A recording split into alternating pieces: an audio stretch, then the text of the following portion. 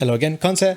Just showing the build before I get into the videos for anybody who wants to copy it in a more convenient format. The build isn't particularly important for this video, and we'll talk about why in a second, but here it is. Don't worry if you can't make this. We'll talk more about that in a second. So you've probably seen by now that they added the final fuel, the giant Dragonvein Coal, into the game, and they made it farmable via this Zinogre quest, the Farewell to Zinogre quest. You can find it in just the events. It's not going to be around for too much longer. It's being replaced with the Brute Tigress quest soon. I actually didn't know about that. I thought it was going to be here until the end of the fest. So sorry that I didn't cover this straight away. For what it's worth though, it's about as efficient as farming the guiding lens using my other exploit video, which is like just the pinned video on the channel. So if the quest goes away or you don't like fighting Zinogre, then obviously just do that instead. But anyway, I thought I would show you the method that I devised to farm it. I mean, it's not really a method I devised, it's just stickies, you know, not particularly hard. You'll notice that I've glided mantle straight away.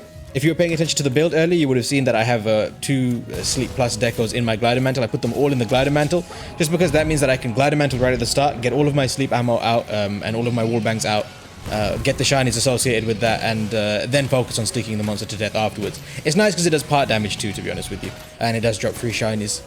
Yeah, so it's basically I start the quest by dumping all of these into it. It's a very consistent way to solo this thing in around sort of 8 to 10 minutes. Not particularly difficult to do, and it does seem to give you the same amount of shinies as everything else. Now, regarding the set itself, like, you don't need to run stickies at all. I've spoken to people who've done a bunch of different methods, and I've also tried a couple different methods. Whether you're using regular greatsword, whether you're using spread HPG or stickies, you get basically the same drop rates, just because you're going to be getting the same amount of shinies, you're going to be stopping a lot to pick them up, and getting a lot from the Crest Rewards and the Plunder Blades. Speaking of, I do have my cat with a Plunder Blade and Palarang out, so keep that in mind. Yeah, so you don't need to like go over the top with the method like this. It's really not a big deal.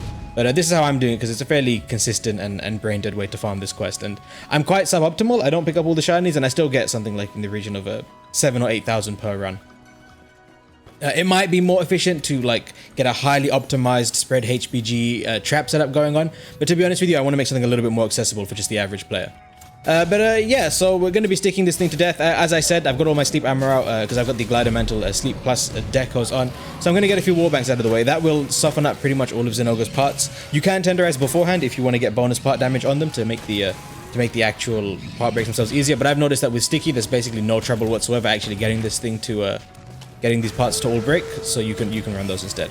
I'm running the meta sticky build at the moment. Well, it's not the meta sticky build, it's just one that we put together on stream. Oh, we did this live on stream, by the way.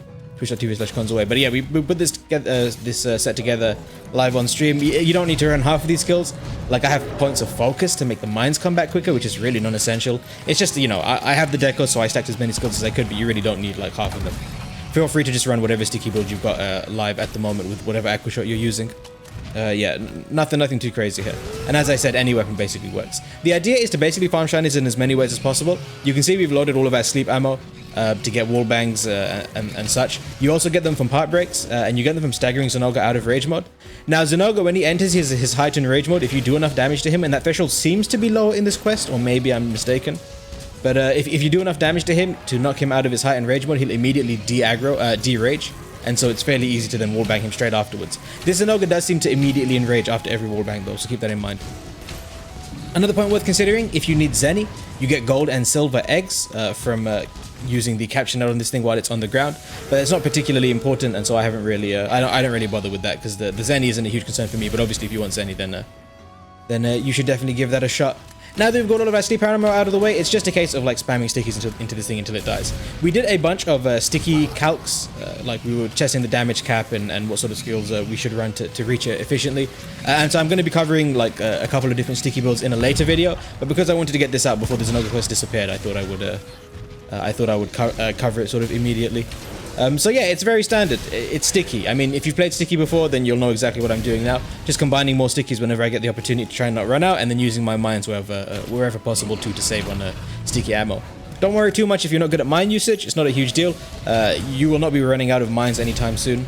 You will not be running out of sticky ammo anytime soon, rather. This quest's HP threshold doesn't seem to be particularly high, and so it's fairly easy to go.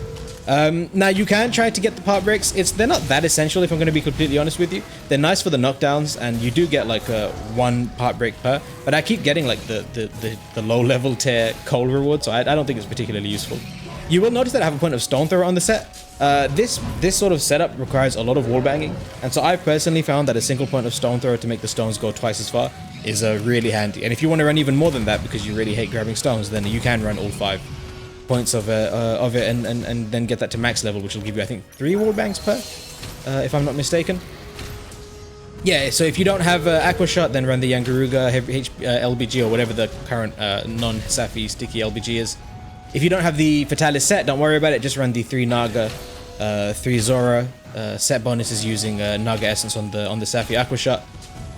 Yeah, and again, you can just run whatever set you like. It's not a big deal. So basically, the playstyle is fairly typical. You get all of your wall bangs out whenever you can. Keep an eye out for shinies on the ground. We also tested the shiny drop rates, not the drop rates rather, the despawn timer. They last for 2 minutes each, and so you'll want to go and pick them up every 2 minutes at the latest.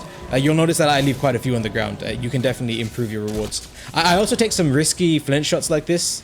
Yeah, as you can see, missed it completely. Don't waste it. The shinies are a really good source of each shiny has a chance to drop the 1000 point Dragon Coal, so don't waste your shiny opportunities like I am.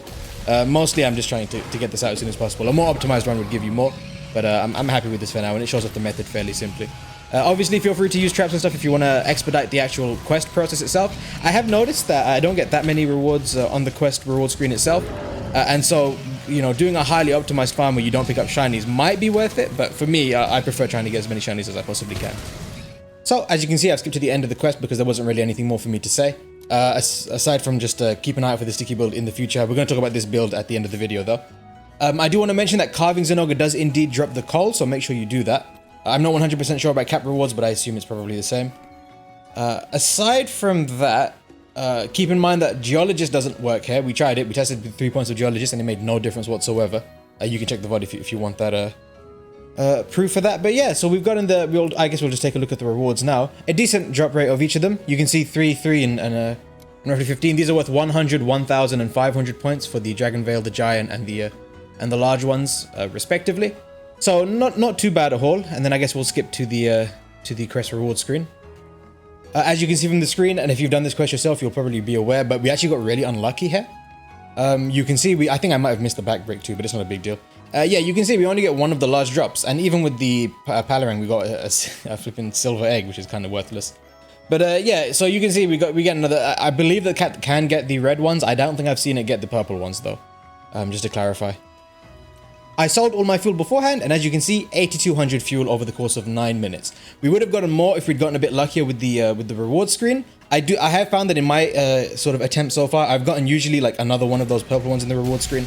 So you'd expect more in the region of like 9,000 or so. So let's say 9,000. If you were to do that 6 times in an hour, you're getting roughly 54,000 fuel per hour, which is not bad. If you've seen the guiding lens method that I've put on the channel, it's 50,000 an hour. Obviously, that doesn't require you to actually fight a Zinogre. So it's easier, but it's also less interesting. So this can be a nice way to mix it up. It's not particularly more efficient in my experience than doing the guiding lands method. But of course, if you run a more optimized build or a more optimized strategy, you might be able to increase the rates. I just wanted to put it out there that this quest was available and show you the various ways to get shinies. If you want to come up with your own super optimized ways to grind it out, then definitely go ahead. But because the quest is only live for 3 more days or so, I thought I should talk about this so that anybody who's not aware, you know, can be made aware. But yeah, let's talk about the set. It is a pretty typical sticky set, the kind of thing that you're going to see a fair amount of using 4 pieces of Fatalis. Again, if you don't have this, don't worry, just run 3 Fatalis, 3 Zora using a Safri with an Awoken Essence on for either Zora or Naga. I believe Naga is better. As far as skills have gone, all of the Evade Extender is pretty much worthless. All of the Slugger makes basically no difference. The Recovery Up is okay, it's nice to have. The Attack Boost, the Fortify makes no real difference. Yeah, the Focus makes 0 meaningful difference. Most of these skills are just like, we were set building and we're like, what can we put on the set? Don't worry if you don't have these decos, it's really not a huge deal. You can get pretty much everything you need. Basically, 7 points of Agitator is enough to reach the damage cap. If you have Artillery 5 and you eat for Feline Bombardier. Oh, I forgot to mention, eat for Feline Bombardier. Sorry, I shouldn't have that at the end of the video. But I guess, there you go. If you stuck around until the end, you get an extra bit of reward. Oh, and Special Armor Boost is nice too, for the extra mine damage. But yeah, so there's not a huge amount to say about the skills. I guess the only other noteworthy point are the 4 points of sleep that I run on the Glider Mantle. Obviously, you can put them in your main build if you'd like to, but putting them in the Glider Mantle I found is a really efficient way for you to sort of get that all out at the start of the quest, and then you can focus all of your slots on convenience and sticky DPS. Yeah, so hopefully this makes sense. It's a fairly brain-dead and easy way to farm the quest for a pretty similar amount of fuel than you would get from doing the Guiding Lands exploit. Yeah, I'm glad I could get this information to you. Sorry it took me so long. Take it easy. Bye-bye.